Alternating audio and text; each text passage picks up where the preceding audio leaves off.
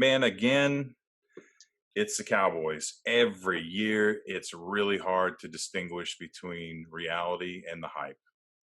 You don't know if what they're bringing is real or somebody's just sold you a bill of goods about how amazing they're going to be. Um, this is the same thing. Mike McCarthy, I don't know. Did he underachieve in Green Bay? Oh, I think so. Yeah, Yeah, Aaron Rodgers and a solid Packers team. I mean, look what they did last year. His first year gone. yeah, yeah, for sure. Uh, he did carry a 61% uh, win percentage in Green Bay, but and they went to the playoffs. I think 9 or 10 years out of the 13 or so years that he was there. So um, and but and he's got a 64% win percentage in the playoffs, but only one Super Bowl, right? Yeah, I think he went to 4 title games too. Yeah, it's hard. It's that's that whole Marty Schottenheimer thing. And I don't mean to knock Marty Schottenheimer. I mean the guy won a crazy amount of games all the time. He just couldn't. He just in the end he just couldn't get it done. And how do you let a guy like that go? You just so I don't know. It'll be interesting to see. But we all know that Jerry Jones isn't going to take one Super Bowl in 13. Well, I guess he's only taken 3 in the last 30. But um, um, that kind of record isn't going to get it in Dallas for Jerry Jones. He expects the Lombardi Trophy. So, but it's early. I mean, I don't want to have him fired yet. But they're stacked, right? I mean, they got a lot of talent. Can McCarthy be their John Gruden? Can he be the push that pushes them over the top and gets them another Super Bowl? No, Yeah. not at all. Yeah, it'll be interesting. I think there's a lot of hype behind McCarthy because of the stuff he was doing with the coaches that are on the roster with him.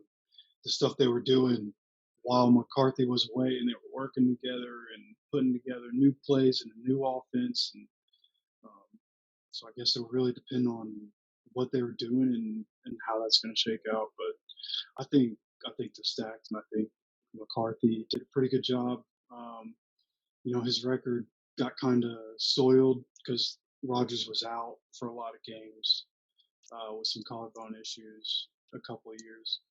But I think McCarthy's a good coach. I don't know if he's, I think he's a pretty average coach. I think the win percentage, 61%, is pretty average, and I think he's a pretty average coach, but that team is stacked. So it'll be interesting to see what they do this year, especially with the whole Andy Dalton Dak situation going on right now. Yeah. So you said something pretty interesting the other day, Jeff. You've made a bold prediction that Andy Dalton may end up starting there. Yeah, were you clowning around, or were you being serious? No, the way Dak's going, it just he wants 45 mil in that last year, and that's not realistic for a guy that hasn't done anything. Like he's had some really good games, he's had some really good plays. He's looked like an elite quarterback at times, but I mean, if you're gonna have for 45 million a year, you got to at least get to the conference game once. And he wants all this money. He didn't want to sign the franchise tag for 31 mil this year. He doesn't want to sign a contract for 5 years, $175 million. And if he really wants that money, then I think he's just going to pull Le'Veon Bell and sit out. And Andy Dalton will take that 3 mil this year and be the starter and ball out for the Cowboys. That's what I think they should do. I think Dak's way overhyped. He's a good quarterback, but he's not an elite quarterback like he's trying to get paid. He hasn't done anything to prove that. His stats are good, but you have to win games in order to be great. Like that Tom Brady versus Peyton Manning. Peyton Manning can put stats all day, but when it comes down to it, Tom Brady won 6 Super Bowls. So you have to win games in this league if you want to make that kind of money, and he's just not doing it. So I think they should roll with Andy Dalton. I think they should let Dak go. Yeah, a lot of Cowboys fans, again, their heads are exploding. But I like Andy Dalton. Yeah, me too. I don't understand why he went to Dallas. I mean, I didn't at first. We're probably going to talk about that here in a second. But I mean, I thought Bill Belichick should have been all over that guy. I mean, he's a disciplined veteran quarterback that is getting old enough to know his limitations, and he's quiet and just does his job. And it seems like a prototypical New England player. I'm shocked he didn't pull him in. But to go to Dallas, do you think Dalton knows? Do you think there's inside information that they were like, we don't think we're going to get this done with Dak, and we need you to come in, and you may start? Do you think he knew that walking in? Very well could have been, yeah.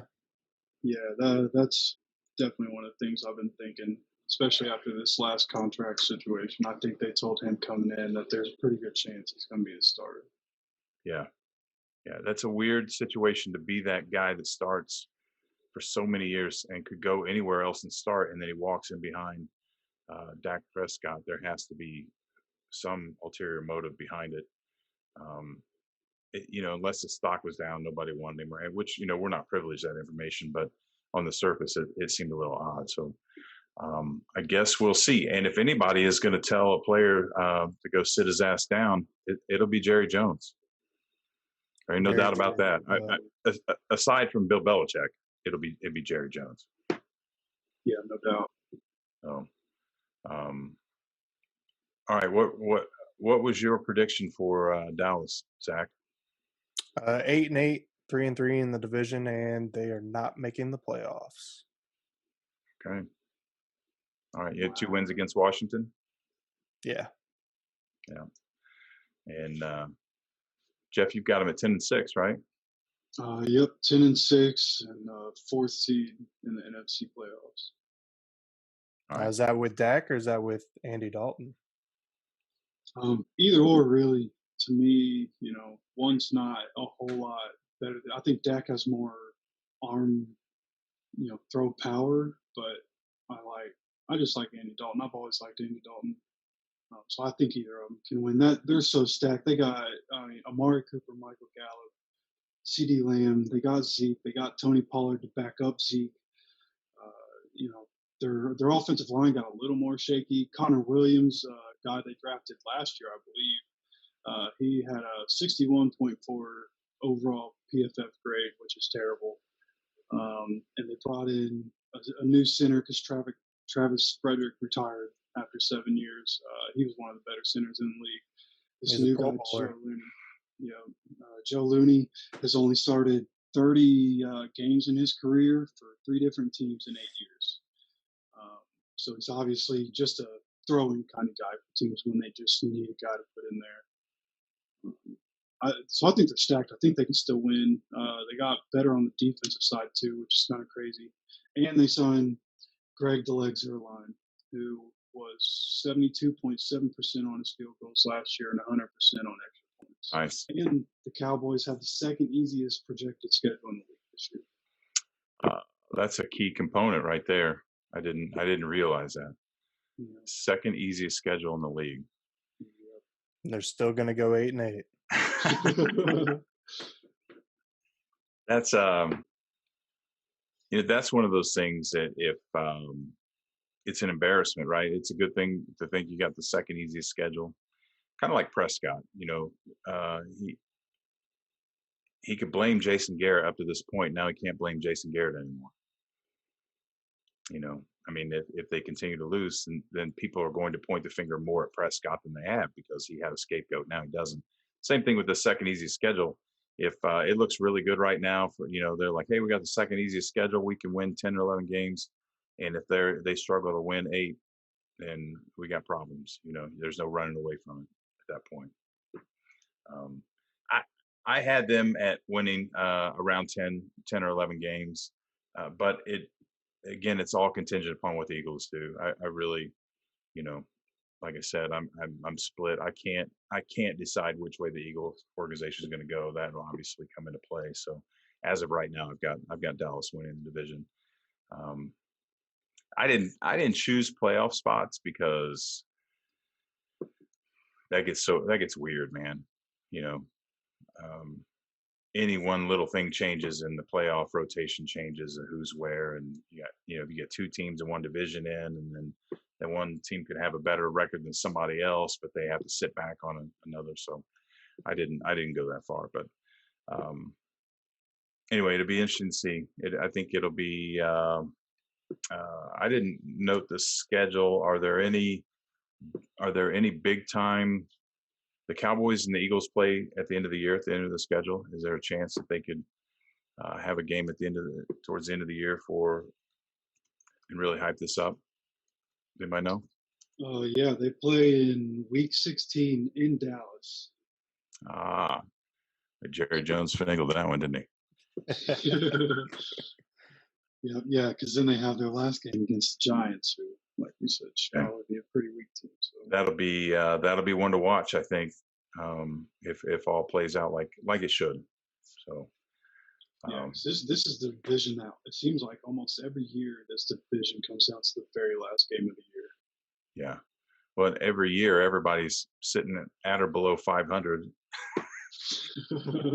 And every year somebody from this division has an 8-8 record and gets into the playoffs somehow.